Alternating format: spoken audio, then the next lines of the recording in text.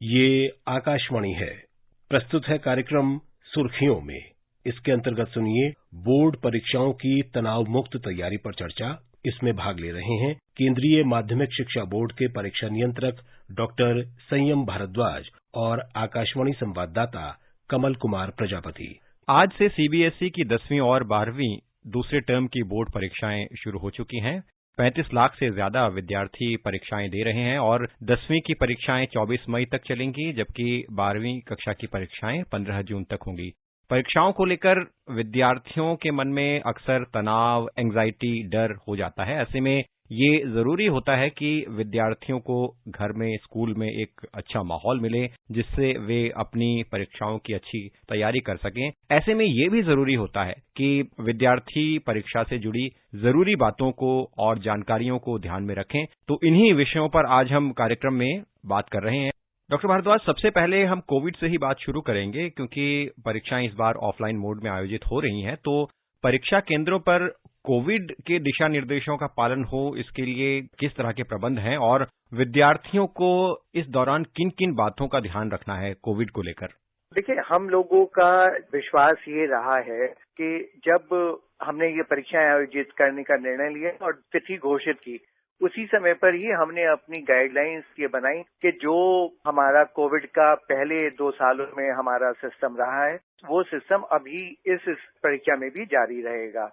तो हमने जो कोविड प्रोटोकॉल्स जो गवर्नमेंट ऑफ इंडिया ने, मिनिस्ट्री ऑफ होम अफेयर्स ने जारी किए थे, जिनका पालन पूरी देश में हुआ नियमों को, और उसके अलावा जो कहीं स्टेट गवर्नमेंट के थे या मेडिकल डिपार्टमेंट के थे, उन सबको लेकर हमने अपने बनाए निर्देश, और उन निर्देशों का पालन इस परीक्षा में भी हम लोगों ने निर्देशों को जारी करने का निर्णय लिया कि ये बच्चों के स्वास्थ्य और हमारे स्टाफ जो स्कूल में काम करते हैं उनके स्वास्थ्य से रिलेटेड है। तो हम लोग बहुत सजग हैं इस इशू पर, और इसलिए हम लोगों ने ये तय भी किया कि लगभग 5,000 रुपए हर स्कूल पेमेंट करें कि वो थर्मोमीटर जो है थर्मोमीटर परचेज कर लें। इसके अलावा 5 रुपए पर कैंडिडेट पर डे के हिसाब से और पेमेंट की हमने बात की, जिसमें कि पूरे स्कूल को सैनिटाइज करने की बात जो है हम लोगों ने कही है कि जहां भी परीक्षा होगी वो रूम्स रोज सैनिटाइज होंगे, जो बाथरूम्स हैं वो सैनिटाइज होंगे। बाथरूम्स में और दूसरी जगह पर हम जो सैनिटाइजर उनको प्रोवाइड कराएंगे। वहां बाथरूम्स में डस्टबिन होंगे जो कवर्ड होंगे, सोप रखा होगा जो हैंड वॉश करना होगा, और सोशल डिस्टेंसिंग के लिए हमने जहां 24 बच्चे डालते थे वहां 18 बच्चे प्रति कक्ष में डालने का निर्णय लिया। और बाकी जब प्रवेश करेंगे बच्चे तब से लेकर बाहर निकलने तक के सारे नियम हम लोगों ने सबके लिए बनाए, और एक कमेटी हर स्कूल में बनी है जिसका कि दायित्व ये है कि वो किस तरीके से हमको प्रबंध अपने स्कूल के हिसाब से करना है। साथ ही हम लोगों ने बच्चों के एडमिट कार्ड्स पर भी ये कुछ कोविड से रिलेटेड दिए हैं। हमने बच्चों को लिखा भी है कि कोविड के नियमों का पालन करें। उनके माता पिता को भी लिखा है कि कोविड के नियमों का पालन जो है वो परीक्षा के दौरान कराया जाए। साथ ही हम लोगों के यहाँ हर रीजनल ऑफिस में जो एक मॉनिटरिंग सेल है, अगर कहीं कोई सूचना हमको कोई प्राप्त होती है तो जो भी दिशा निर्देश उस पर हमारे हो सकते हैं सही मेडिकल के तौर पर या कोविड को स्प्रेड करने से रोकने के लिए, वो सारे निर्णय हम लोग केस टू केस बेसिस पर लेकर भी एक्शन लेते रहते हैं। परीक्षा के समय में विद्यार्थियों का जो मानसिक स्वास्थ्य है वो अच्छा रहे, परीक्षा को लेकर वो तनाव मुक्त रहें, और ऐसे में अभिभावकों और विद्यार्थियों के लिए बोर्ड द्वारा इंडिविजुअल काउंसलिंग की व्यवस्था हर साल की जाती है। तो इसके बारे में भी हमारे श्रोताओं को बताएं कि इस बार क्या ऐसी सुविधा है, और इसको अगर कोई अवेल करना चाहे, इस सुविधा का लाभ उठाना चाहे, वो कैसे उठा सकते हैं? देखिए, हर वर्ष हम लोग पिछले बहुत सालों से ये अपना कार्यक्रम चलाते आए हैं। हमारा प्रयास ये रहता है कि बच्चों को परीक्षा से पहले, परीक्षा में भी और परीक्षा के बाद भी, और इसी तरीके से रिजल्ट निकलने से पहले और रिजल्ट निकलने के बाद भी हम उनको जो है एक काउंसलिंग सेशन उनका लेते रहे। हम लोगों का प्रयास ये था कि सबसे पहले हमने स्कूल के माध्यम से बच्चों की काउंसलिंग कराई, और सभी स्कूलों को ये निर्देशित किया गया था कि परीक्षा शुरू होने से पहले सारे बच्चों को वो बैठाएं कक्षों में, और बच्चों को परीक्षा के नियमों के बारे में बताएं, परीक्षा केंद्र पर कैसे जाना है उनको ये बताएं, उसके बाद परीक्षाओं के उत्तर कैसे लिखने हैं ये बताएं, और ये बताएं कि बोर्ड और सारे स्कूल्स उनके साथ हैं, उनको बाकी और भी कोई स्ट्रेस ना हो। इसलिए हम लोग एक सैंपल क्वेश्चन पेपर तैयार करते हैं, जिसके माध्यम से हम बच्चों को ये बताना चाहते हैं कि जब प्रश्न पत्र आपके सामने आएगा तो उसका प्रारूप ये होगा, इस तरीके से क्वेश्चंस आएंगे, इतने इतने नंबर के क्वेश्चन आएंगे, तो लगभग वो बच्चा मानसिक स्थिति से अपने को तैयार कर लेता है। इसके पश्चात भी अगर किसी बच्चे को कहीं कोई दिक्कत होती है तो हमारे कुछ नंबर हैं जो कि हमारी वेबसाइट पर उपलब्ध हैं। इन पर बच्चे फोन कर अपनी समस्याओं को हमसे शेयर कर सकते हैं। हम लोगों ने विशेषज्ञों को इस लाइन का कार्यभार दिया हुआ है। जब बच्चे फोन करते हैं तो वो बच्चों की बातों को सुनते हैं और वैज्ञानिक रूप से क्या सत्य है और साइकोलॉजिकली जो हमारी थ्योरीज हैं, किस तरीके से बच्चे को ट्रीट करना है, बच्चे को गाइड करना है, ये सारे विशेषज्ञ उस तरीके से बच्चों को गाइड करते हैं। बोर्ड ने एक एडवाइजरी जारी की है कि अगर विद्यार्थी कोई जानकारी प्राप्त करना चाहते हैं इस दौरान तो वो सोशल मीडिया पर निर्भर ना रहें, उससे जानकारी प्राप्त करने से बचें और प्रामाणिक जानकारी ही पर अमल करें। तो ये कितनी अहम एडवाइजरी है, इस बारे में बताएं।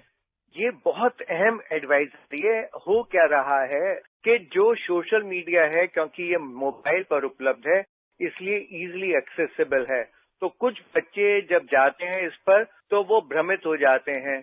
कोई भी व्यक्ति कोई सूचना डालता है इस पर और बच्चे उसको सही मान लेते हैं। हम लोगों का कहना यह है कि सोशल मीडिया की किसी भी इंफॉर्मेशन को वो सही ना माने, तब तक सही न माने जब तक कि वो हमारी वेबसाइट पर उपलब्ध ना हो, क्योंकि जब ये हम वेबसाइट पर उपलब्ध होगी तभी ये सत्य होगी।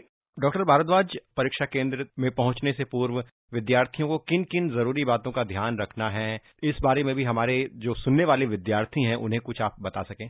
जब बच्चे अपनी परीक्षा देने के लिए जा रहे हैं, जब उनको एडमिट कार्ड मिल चुके हैं, तो मेरा सबसे पहला कहना उनको ये है कि वो अपने माता पिता, अपने गार्जियन के साथ अपने घर से उस परीक्षा केंद्र को परीक्षा प्रारंभ होने से पहले वो देख कर आ जाएं। वो ये देख कर आ जाएं कि परीक्षा केंद्र मेरे घर से कितनी दूर है, कितना समय लगेगा, कितनी भीड़ उस समय पर होगी जब मैं परीक्षा देने के लिए जाऊंगा, सही रास्ता क्या है।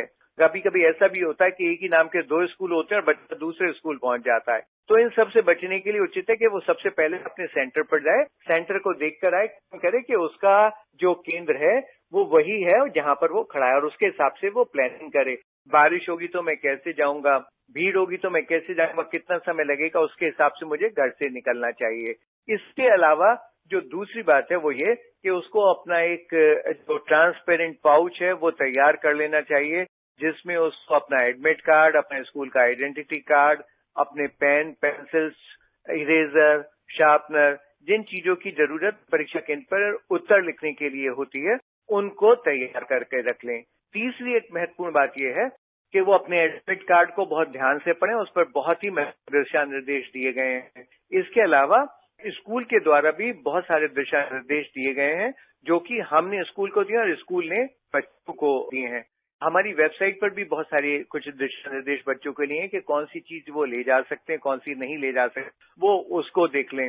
तो इन सब चीजों का फायदा ये होगा कि बच्चा जो है एग्जाम से पहले वो तैयार हो जाएगा, एडवांस में प्लानिंग हो जाएगी और बच्चा उस दिन सुबह उठेगा, आराम से वो सामान लेगा और सही समय पर अपने घर को छोड़कर सही समय पर परीक्षा केंद्र पर पहुंच जाएगा। क्योंकि अब हम कहते हैं, हम लोगों ने बहुत स्ट्रिक्ट किया है अपने आप को कि 10 बजे के बाद परीक्षा केंद्र में प्रवेश नहीं दिया जाएगा।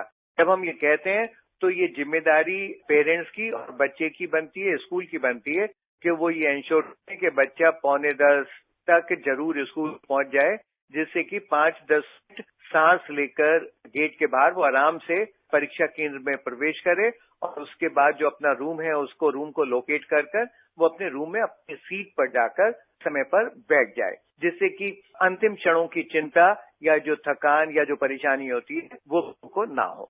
डॉक्टर संयम भारद्वाज, कार्यक्रम में आप जुड़े और इतनी महत्वपूर्ण जानकारियां हमारे सुनने वालों के साथ आपने साझा की। हमसे जुड़ने के लिए आपका बहुत बहुत धन्यवाद। बहुत बहुत धन्यवाद। मेरी सभी विद्यार्थियों को जो कक्षा 10 और 12 की परीक्षा में बैठ रहे हैं, बहुत बहुत शुभकामनाएं। अभी आप सुन रहे थे बोर्ड परीक्षाओं की तनाव मुक्त तैयारी पर चर्चा। इसमें भाग ले रहे थे केंद्रीय माध्यमिक शिक्षा बोर्ड के परीक्षा नियंत्रक डॉक्टर संयम भारद्वाज और आकाशवाणी संवाददाता कमल कुमार प्रजापति। ये कार्यक्रम आकाशवाणी के समाचार सेवा प्रभाग द्वारा प्रस्तुत किया गया। इसे आप हमारे mobile app news on AIR और YouTube channel news on AIR official पर भी सुन सकते हैं।